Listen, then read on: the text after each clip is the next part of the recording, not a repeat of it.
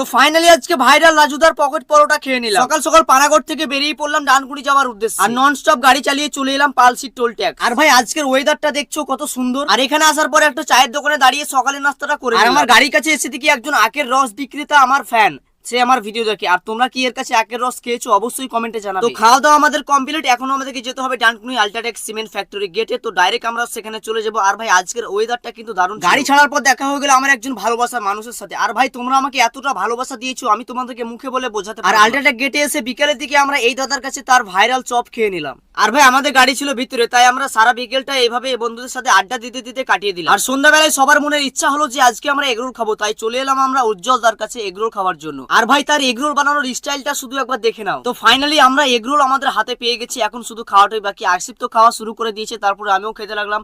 আর আমাদের সঙ্গে আরো দুটো বন্ধু ছিল, রিপন ছিল, আরো একজন বন্ধু। আর খাওয়া দাওয়া কমপ্লিট করে চলে গেলাম আমরা ফ্যাক্টরির ভিতরে, কারণ ফ্যাক্টরির